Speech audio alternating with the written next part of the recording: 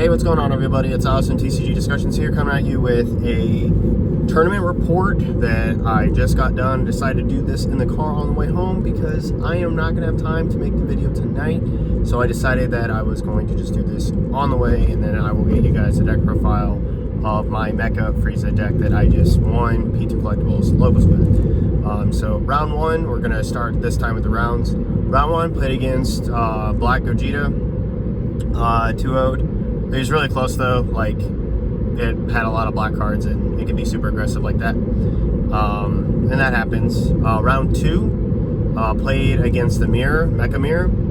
Very identical builds. And when you guys get my deck list tonight, I'll talk about the deck and why I decided to play certain cards. I'm really excited to get into that. And instead of like overhyping certain cards like I generally do, I should say I overhype certain cards, but instead of like really like exacerbating like or a card like you should be playing this card, I'm gonna do that in this video.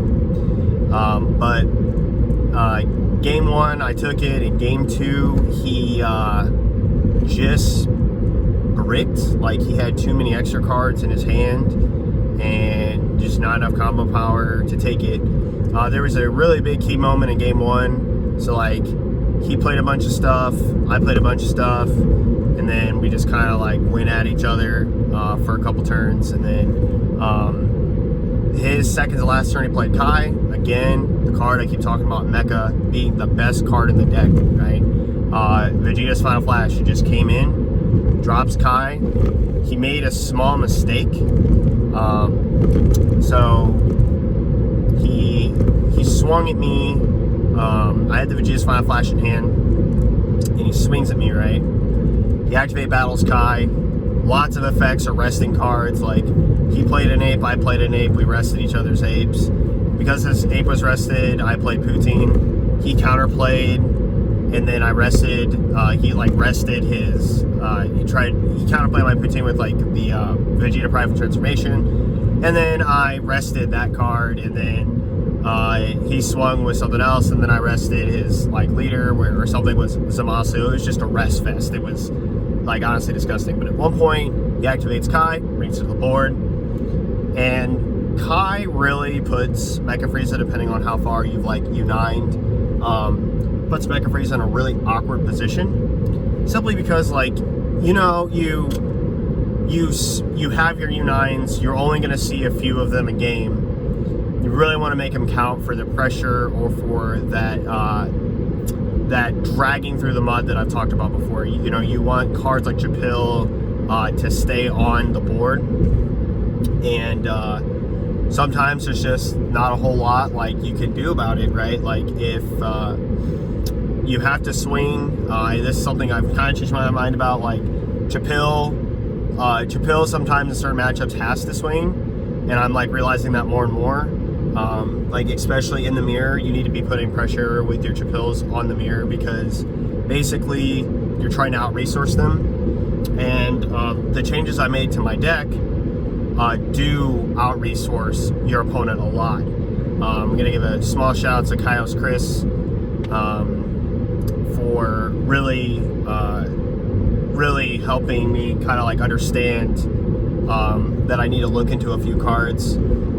We've had a small discussion on one of my videos, and I actually took some advice and decided to try some stuff out. And I also looked at his deck profile and studied some of his content and took some ideas going into this. But anyway, you're trying to grind that Mecha Mirror, and you just get to a point where you have to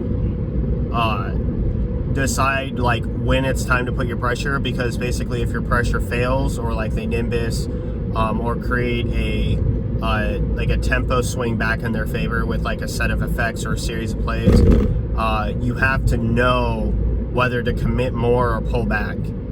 And I mean, Swift Retaliation Cooler helps a little bit with that, but it's not as obvious, especially in the mirror, when you should be doing that. Especially if they have the energy open for their cooler, right? So you want to make sure that you're making and sequencing those choices correctly. And when he put his Kai on the board, that basically says my next turn needs to be it, or the resources I've committed to the game this far are going to be gone. And I didn't have my Kai, so I couldn't wipe his board and take the Kai off the board. And it ended up being the fact that I was able to put enough pressure on for game. And then game 2, like I said, he just completely bricked. Like, there's no other way to say. He had 12 cards in hand and 9 of them were extra cards.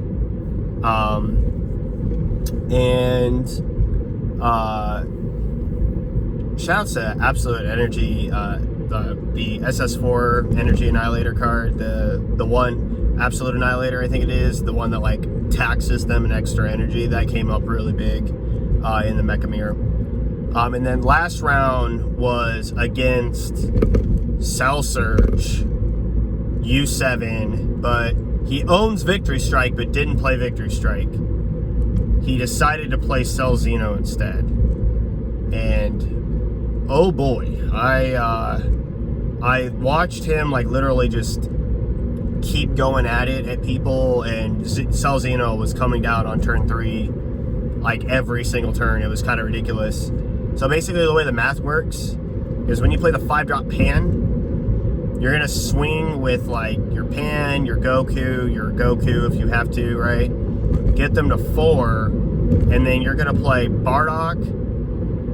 And for the record, you can play Cell Xeno and Hopi U7 in the same turn. And the way you do it is the way the math works is you can tap 1 for your Bardock, swap into a Goten or the 2-drop Gohan, and then tribute the Pan and one of the Gokus you're not going to use, and then you'll still have an energy open to pitch to play Hopi U7. So it's really strong. Like, it's a lot of attacks and a lot of damage, and it can easily kill you turn 3. Easily just as strong as Victory Strike. But the glaring weakness is that it can be negated.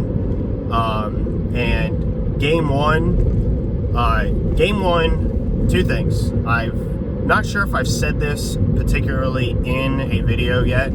I think I talked a little bit about Cell Surge at one point, but I don't think I've talked about it a lot, so I'll go into a little bit about it here. So I own Cell Surge, the whole Victory Strike deck.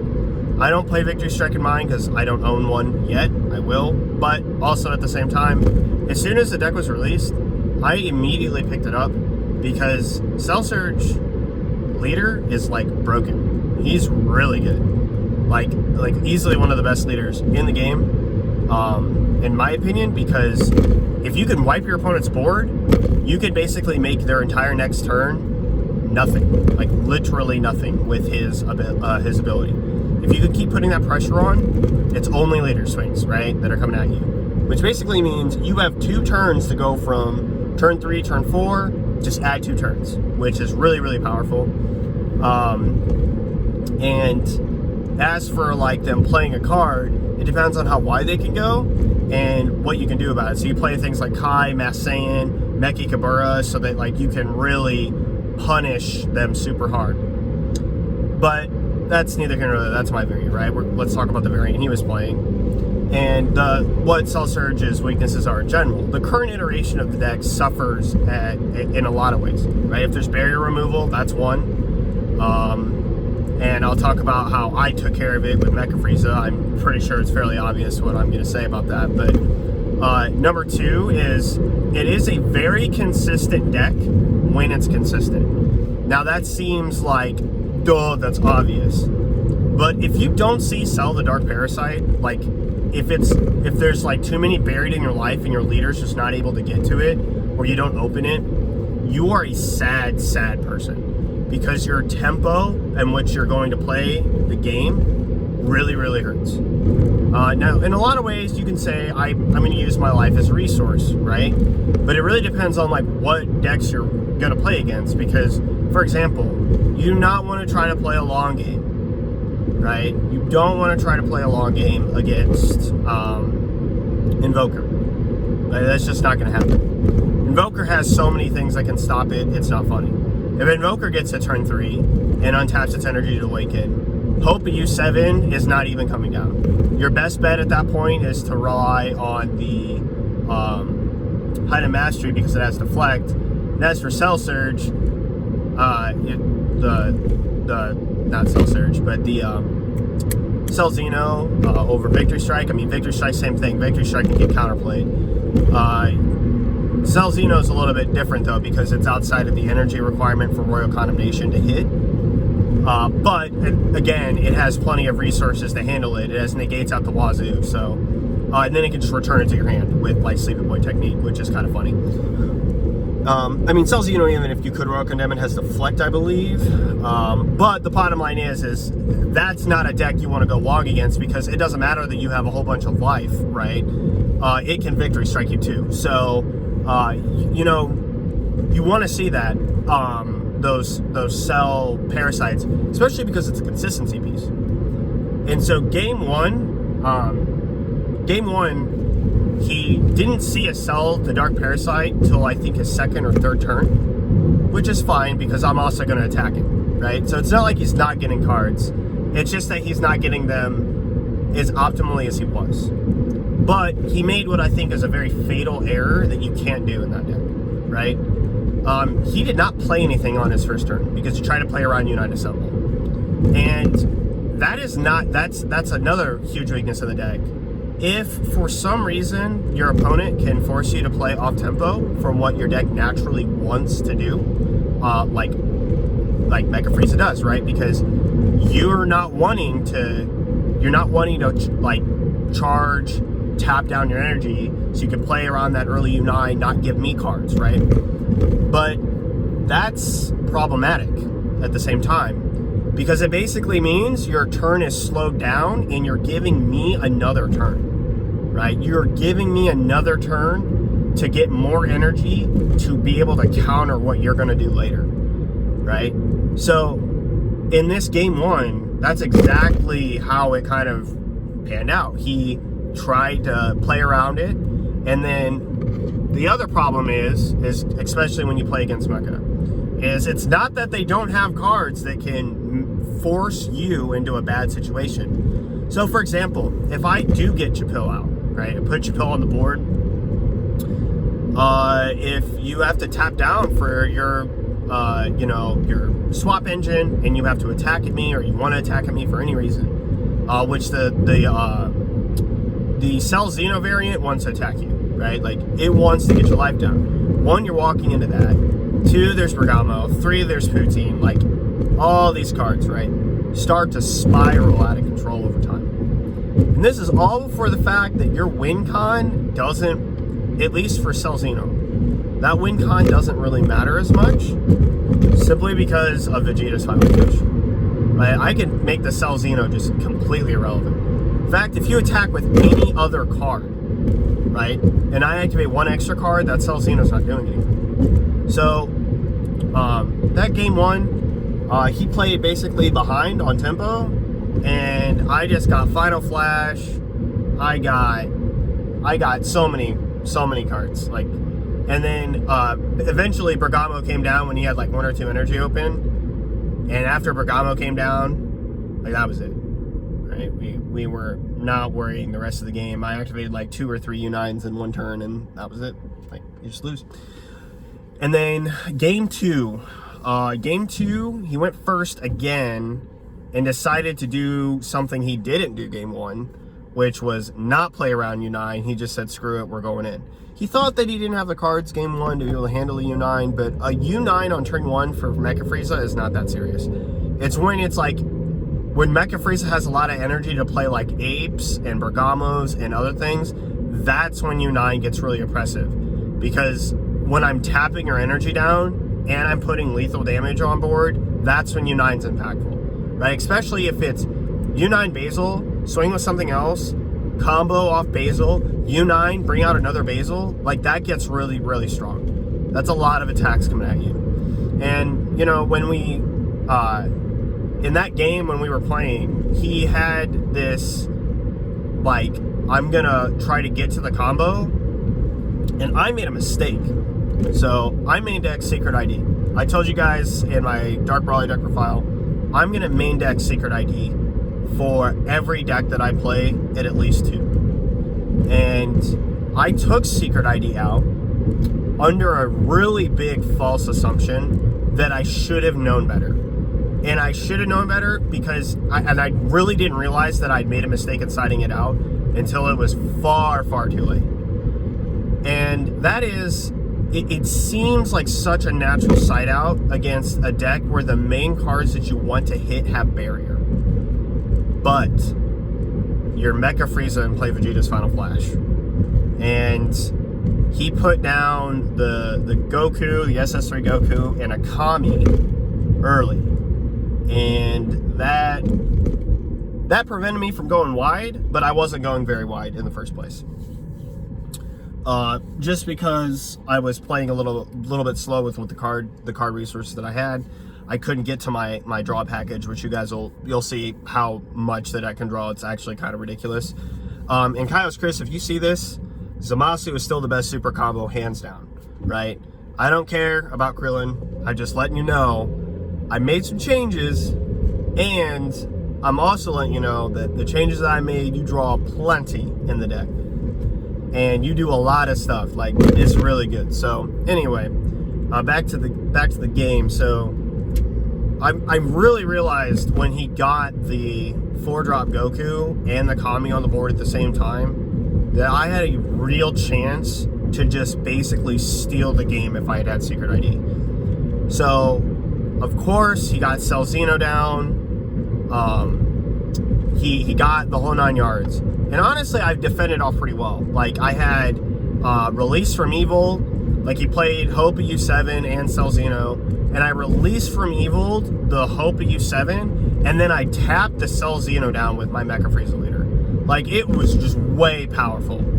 And the same thing happened next turn. I had Release from Evil, tap it down. And it doesn't matter what you swing with, because the result is the same. At least when you swing with the U7 Goku, you get to rip a card or blow up a card on the board. So it's inevitably going to happen. And the same thing is going to occur if you have Nimbus and they swing the Xeno first. It's kind of a misplay. Like, you almost have to swing with the U7 in that situation, because Nimbus will give you another card to rip either way, but the Cell Xeno is going to get tapped. So either way. But I made a small error in that second game where he had put the Gokus out on the board with the 5-drop pan, and I tried to kill one of them. The one was Swap. And the reason I wanted to kill the one with Swap first is because him tapping down my energy with Height of Mastery and then playing Cell Xeno is really, really bad, because it means my energy is not going to be, I will be only taking my life, which helps the deck a lot, because every life I'm taking is basically going to make it closer for his giant 35, 40 quad strike, whatever, like his, it's going to make his cards just really, really strong. So, and it's going to make them even better. And he oddly, like, I put a lot of pressure on that card. Like, I put 2 Vegeta's Final Flashes on top of my leader swing at it, which is Awaken. He protected the 27. He comboed like 4 cards. Yeah, he comboed like 4 cards in hand. Then he did it again when I played Vegeta's Final Flash and comboed a 5k to 42. He did the same thing again and like took himself down to like 4 or 5 cards. I was like, oh my gosh, man, like, I can't believe this. Like, this is really bad. And I like 1 energy open, Release from Evil, whatnot, and then he was just able to get it. Like, it was just, the effort was just too far gone. And then game 3, I put in Secret ID, and I knew Vegeta's Final Flash was going to work. I just knew it was going to work. And I drew Secret ID, and I think it was my 3rd turn. He had a Kami, he had the Barrier Goku, and then he had tapped 3 for his path to greatness. And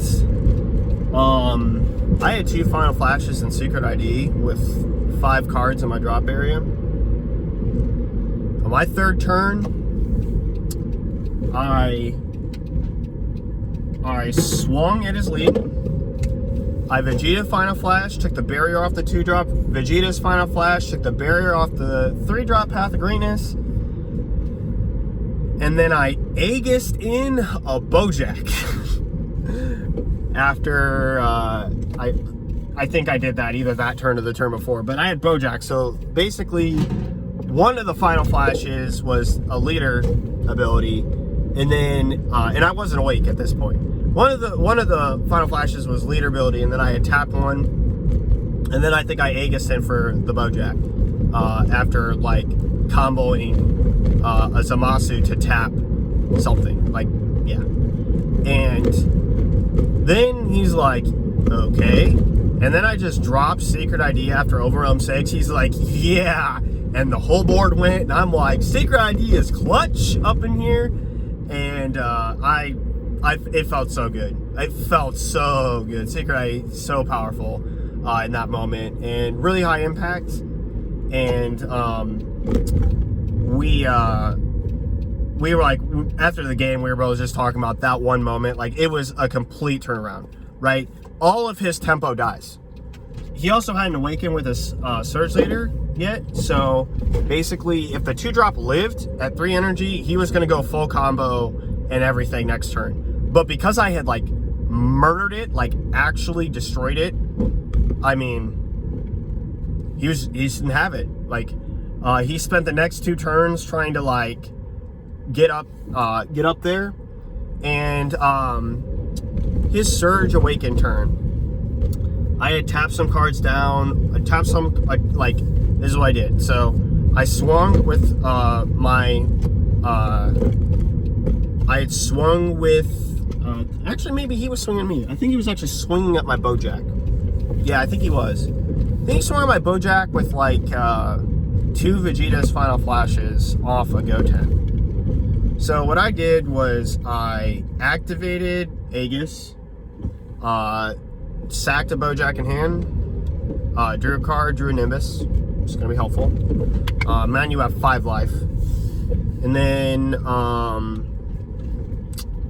I activated my so I activated, I think after I drew a card, I activated my Kai in hand after Zamasoing, and then I Zamasu super comboed it, then played Brigabo and tapped the rest of his energy so he couldn't attack me. And then he swung with his leader and then delta damage and put me at Awaken. The card I hit off of it was a Basil. And so I draw for turn, tap 1 for Basil, untap 1, draw 1 to Awaken, hit a final flash. He had 1 life. I swung with lead. I final flash, took a life, hit Unite Assemble. Played Unite Assemble because he was completely tapped at this point, and it just snowballed, and I drew like another Unite Assemble and went down to 1, and he's just like, that's it. I was like, yeah. I also was gonna play down Ape and another Secret ID. Like, it was really broken. And I just went from like 1 card in hand to like busting out so much advantage. It was ridiculous. So that was it. That Secret ID play was super clutch. Thank you so much for accompanying me on my car ride, and I will catch you guys next time. Look forward to the deck profile of my Mecha Frieza deck that I took to the P2 Collectibles Locals Tournament, and I will see you all next time. Thanks again for watching. This is Alex from TCG Discussions, signing off. See you guys later.